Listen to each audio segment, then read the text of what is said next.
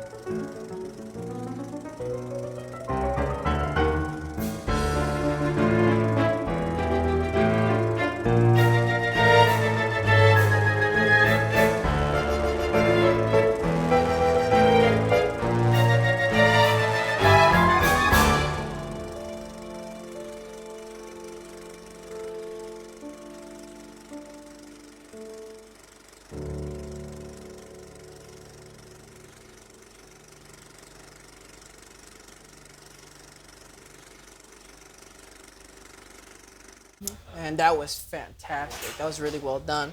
I noticed, because I was trolling on your Instagram, that you really worship Charlie Chaplin. I like Charlie Chaplin. I like Buster Keaton. Of course, like The Magician was inspired by George Méliès. I like all those guys because, they were all doing something different. Like George was doing the match cuts. Chaplin was really working on like the comedy and the speed of the camera. Buster Keaton was doing like the stunts, and they were all doing it before like they knew the shit was even gonna be anything. Uh, so yeah, I like those guys. Yeah, I like the filmmakers who do things that they don't know if it's gonna work or not, but they're gonna do it anyway.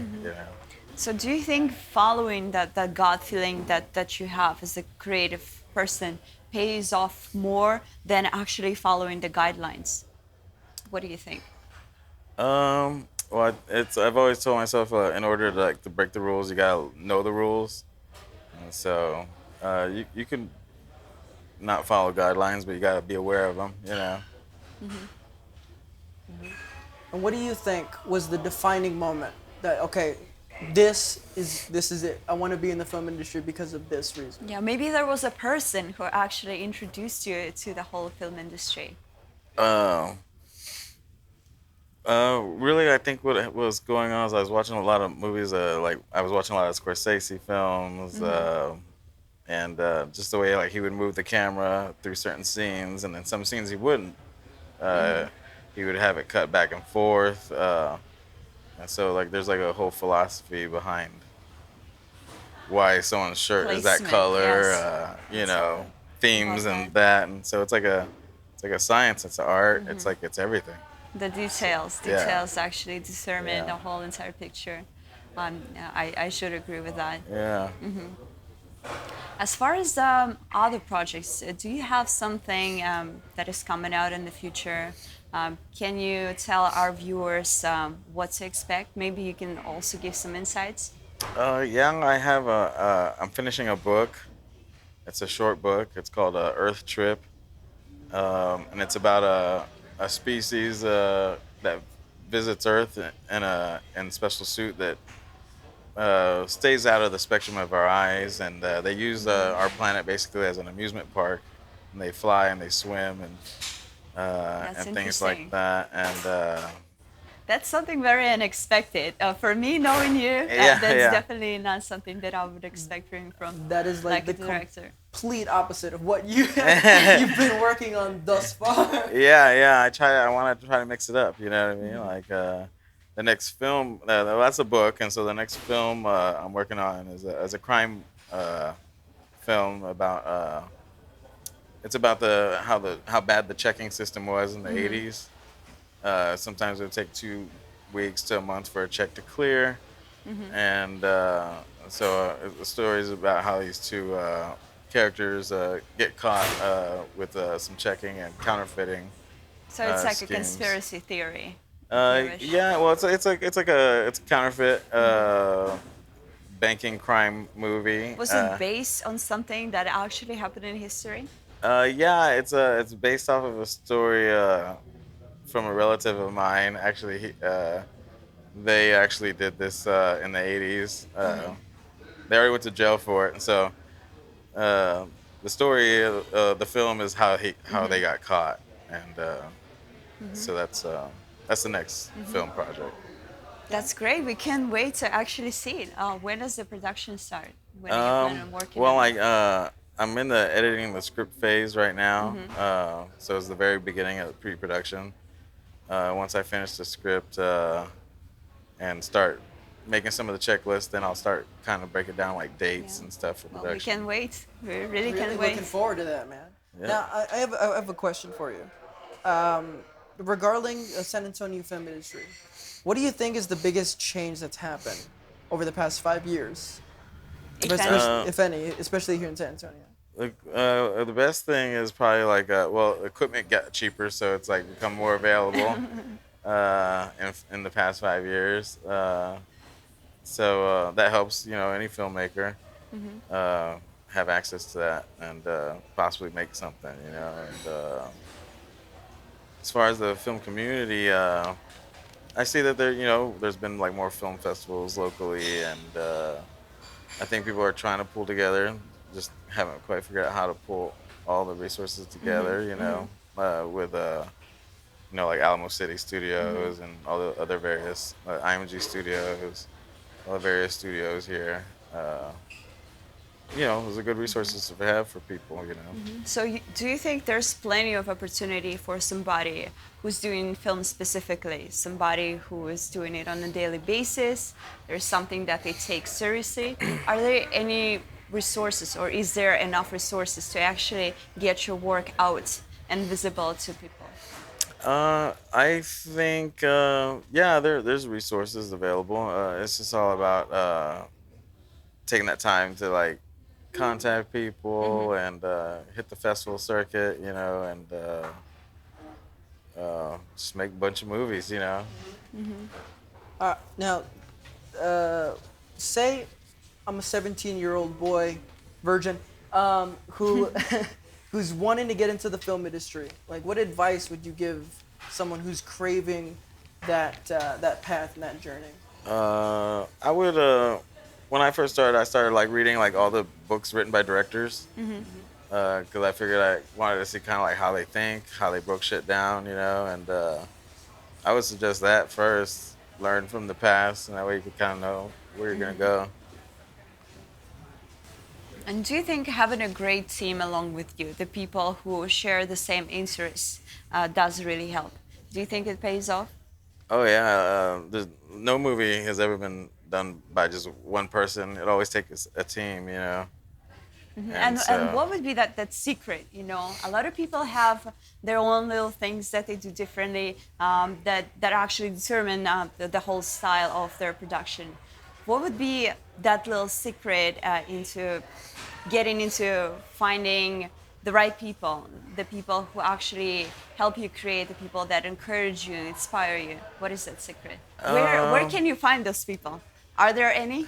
yeah, there's plenty of people that you know, you start putting together a team and you show them a script, and then someone's like, oh, it'd be cool, you know, about this wardrobe, you know, or they start talking about lighting, and you're like, hey, you know, I didn't think about that until they said that, and that's how you start collaborating on set, you know, and or pre-production, you know, and that way everybody kind of everyone's got like a hand in it, you know, and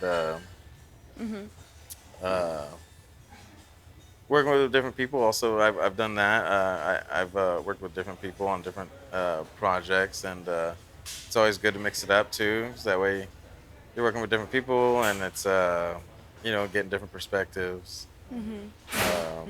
Getting different influences that influences your work. And Yeah. you get to see different points of view and everything like that. Yeah. Yeah, I can get behind that.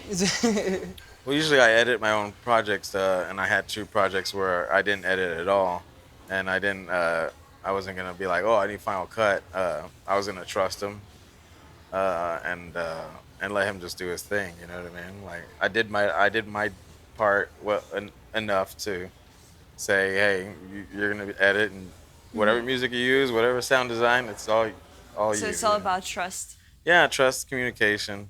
You know, those things help a lot. Yeah. It's all right, man. Thanks, dude. Yeah, thank y'all. Thank y'all. Thanks for everything. Thanks Yeah. for coming out. Thanks Thank for you. sharing Thank you. Thank you, your Paul. It was words nice of seeing you. wisdom. And like always, guys, this is the random format. No matter how random it gets, we'll always have a format for it.